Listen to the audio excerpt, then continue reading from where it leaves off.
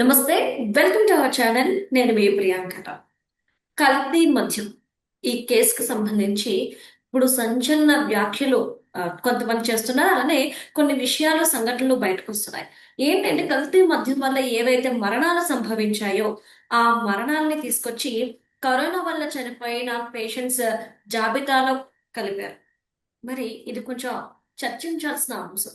So దీని గురించి ఇంకొంచెం క్లారిటీగా మనకు చెప్పడానికి మనతో పాటు ప్రముఖ పొలిటికల్ అనలిస్ట్ డివి శ్రీనివాస్ గారు ఉన్నారు. ఆయన అడిగి తెలుసుకుందాం. నమస్కారం సార్. నమస్తే. సార్, ఏవైతే కల్తీ మద్యం వల్ల చనిపోయారో ఆ మరణాల సంఖ్యను తీసుకొచ్చి కరోనా వల్ల చనిపోయిన మరణాల సంఖ్యలో కలిపేసి ఈ కల్తీ మద్యం అనేదే లేదు అనేలా ఈరోజు ఒక డ్రామా నడిపించారు అని చెప్పేసి ఒక వార్త బయటకు వచ్చింది. ఏంటి సార్ అసలు ఈ మరణాల గురించి ఏంటి? ఆంధ్రప్రదేశ్‌లో ఈ నకిలీ మద్యం అనేది ఇది ములకల చెరువు ప్లాంట్ అనో, లేకపోతే ఇబ్రహీంపట్నం ప్లాంట్ అనో ఇవి బయటకొచ్చాయి. కానీ ఇది అసలు ఎప్పుడు ప్రారంభమైంది? ఏ రకంగా దీన్ని వీళ్ళు ఉపయోగించుకున్నారు? అంటే వీళ్ళ డబ్బు సంపాదన కోసం జనం ప్రాణాలు ఎలా తీశారు? దీనిపైన ఇవాళ దర్యాప్తు సంస్థలు దృష్టి పెట్టాయి. వాళ్ళ సిట్ ఇప్పుడు మనం ఏంటి ఏపీ లిక్కర్ స్కామ్, జే బ్రాండ్స్, జగన్మోహన్ రెడ్డి ముడుపులు ఇలా మాట్లాడుకున్నాం. ఈ విధంగా జరిగింది. మిథున్ రెడ్డి కూడా అరెస్ట్ అయ్యాడు. సరే బెయిల్ పై వచ్చాడు. చెవిరెడ్డి భాస్కర్ రెడ్డి, కసిరెడ్డి రాజ్, ఇదంతా ప్రధాన అంకం. ఇదేంటిది? ఇది ద్వితీయ అంకం. ఈ కేసుని మనం 4 ఎపిసోడ్లుగా చూడాలి. ఒకటి మద్యం.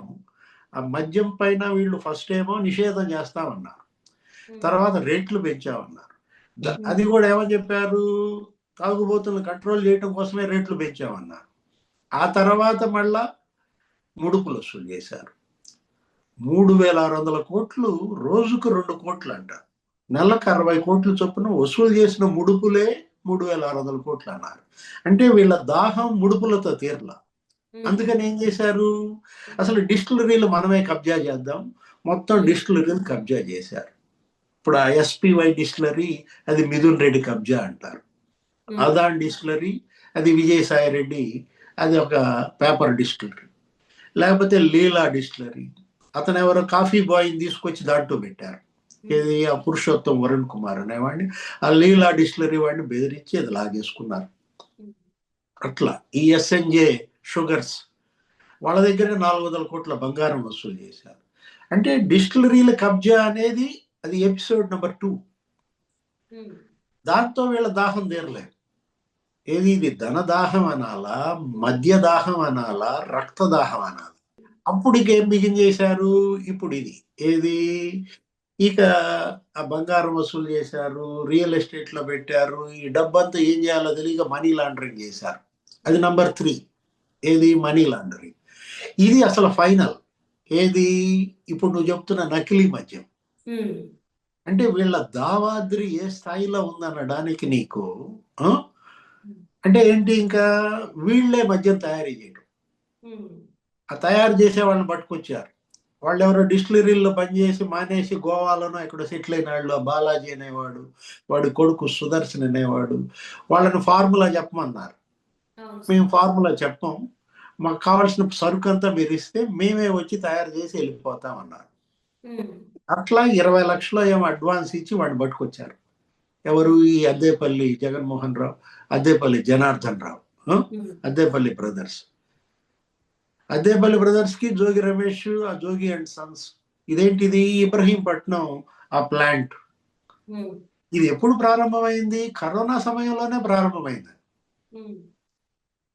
అంటే హైదరాబాద్ నుంచి తెచ్చేవాళ్ళంట మద్యం, non duty paid liquor, RTC cargo వాడారు. అవి తెచ్చి ఇక్కడ బాటిల్స్ లో నింపి వీళ్ళే బాటిల్స్ తయారీ చేస్తారు, వీళ్ళే మూతలు తయారు చేస్తారు, లేబుల్స్ తయారు చేస్తారు, వీళ్ళే అంటించేసి అమ్ముతారు. అంటే ఇప్పుడు ఒక జంగారెడ్డి గూడెంలో మనం ఏదో ఒక 30 మంది చనిపోయారని అప్పట్లో పెద్ద దుమారం. ఇది నకిలీ మద్యం, ఈ కల్తీ మద్యం తాగి. అంటే ఇలా ఎప్పటి నుంచి ఈ వ్యాపారం సాగుతోంది అంటే జగన్మోహన్ రెడ్డి సీఎం అయిన దగ్గర నుంచి ఇదే పని. 5 ఏళ్ళు జగన్మోహన్ రెడ్డి వీళ్ళకి రక్షకుడిగా మారి ఏంటి గ్రామ గ్రామాన బెల్ట్ షాపుల్ని వీళ్ళ దందాకు ఉపయోగించుకున్నారు. ఉమ్, అంటే వీళ్ళు తయారు చేసిన మద్యం ఏంటి బెల్ట్ షాపుల్లో అమ్ముతారు, వాడికి కమిషన్ ఎక్కువ ఇస్తారు. ఉమ్, అప్పట్లో కరోనా మహమ్మారి వీళ్ళ పాలిట వరమైంది. ఏది కరోనా మహమ్మారిని ఉపయోగించుకొని వీళ్ళు ఇంకా భారీ ఎత్తున ఈ మద్యం, నకిలీ మద్యం తయారీ. ఎందుకంటే అప్పట్లో ఏం లేవు, ఏది ఈ తనిఖీలు లేవు, సోదాలు లేవు. దాన్ని ఉపయోగించుకుని మొత్తం రాష్ట్ర వ్యాప్తంగా నకిలీ మద్యం సరఫరా చేశారని. అసలు కరోనాలో మీరు అన్నట్టుగా ఆ మరణాలు కరోనా మరణాలు కావవి, అవి నకిలీ మద్యం మరణాలు. ఉమ్, అంటే కరోనా లిస్టులో వేసేశారు. అవును. నకిలీ మద్యం తాగి చనిపోయిన ఆ మృతులను కూడా ఏమని చెప్పారు వీళ్ళు పైపెచ్చు బిల్డప్, కరోనా వస్తే అంట ఆర్గాన్స్ దెబ్బతింటాయంట, అందుకే కార్డియాక్ అరెస్ట్లు జరుగుతాయంట, ఆ? ఉమ్, అందుకే కిడ్నీస్ చెడిపోతాయంట, అందుకే లివర్ చెడిపోతుందంట. వైరస్ కదా సార్, బాడీని తినేస్తుంది. అంటే ఎక్కడో ఏదో మామూలుగా ఏంటి కరోనా అప్పట్లో ఏదో రెమిడిసివిర్ ఇంజక్షన్లు ఉన్నాయి. ఆ రెమిడిసివిర్ ఇంజక్షన్ ఒక్కొక్క ఇంజక్షనే 40,000 1,00,000 అమ్మారు.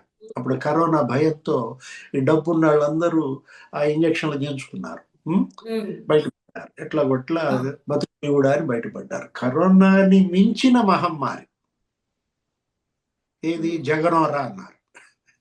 అప్పట్లో రాజకీయ విమర్శలు, తెలుగుదేశం పార్టీ చంద్రబాబు, లోకేష్ ఏమనేవాళ్ళు, కరోనాని మించిన వైరస్ జగన్ వైరస్ అనేవాళ్ళు. ఓకే. ఇదన్నమాట ఆ వైరస్. ఉమ్, ఏది నకిలీ మద్యం అనేది ఇవాళ ఉమ్, జగన్ సృష్టించిన వైరస్. ఉమ్, వీళ్ళంతా పాత్రధారులే. ఎవరు? ఉమ్, ఈ జోగి రమేష్ కావచ్చు, లేకపోతే జయచంద్రారెడ్డి కావచ్చు, ఈ అద్దేపల్లి బ్రదర్స్ కావచ్చు, ఆ సురేంద్ర నాయుడు కావచ్చు, ఈ పాత్రధారులు. అసలు సూత్రధారి ఉమ్, జగన్మోహన్ రెడ్డి. అసలు సూత్రధారి జగన్మోహన్ రెడ్డి అనమాట. అంటే ఒకటి, ఆ కరోనాలో అప్పట్లో ఏంటి దగ్గర దగ్గర ఒక 20 లక్షల మంది సఫర్ అయ్యారు. ఆంధ్రప్రదేశ్లోనే ఎక్కువగా సఫర్ అయిన దీంట్లో నాకు తెలిసి అప్పట్లో ఒక 10,000 మంది మరణాలు చనిపోయినట్టుగా చూపించారు. కృష్ణా జిల్లాలోనే ఎక్కువ మరణాలు. ఉమ్, అంటే మొత్తం ఈ నకిలీ మద్యంలో చనిపోయిన వాళ్ళందరినీ అందులో వేసి పారేశారు. ఉమ్, గుండె ఆగిందనుకో, కార్డియాక్ అరెస్ట్ అనుకో, అది మద్యం వల్ల కాదురా నాయన, అది కరోనా తిరగబెట్టింది. ఉమ్, ఇప్పుడు లివర్ చెడిపోయి చనిపోయాడు. ఈ లివర్ మా మద్యం తాగడం వల్లగా చెడిపోయింది. Corona effect, side effects. అది. అంటే కరోనా ఇళ్ళ పాలిట ఒక వరంగా మారిందనమాట. చూసావా? ఇవన్నీ బయటికి రావాలి. ఏది అసలు అప్పుడు జరిగినటువంటి ఆ హత్యలు, అప్పుడు జరిగినటువంటి ఆ మరణాలు, వాటి వెనుక ఉన్నటువంటి నిజాలు బయటకు వస్తే తప్ప ఈ కేసు ఒక లాజికల్ ఎండ్కి చేరదనమాట. Right. Thank you so much sir.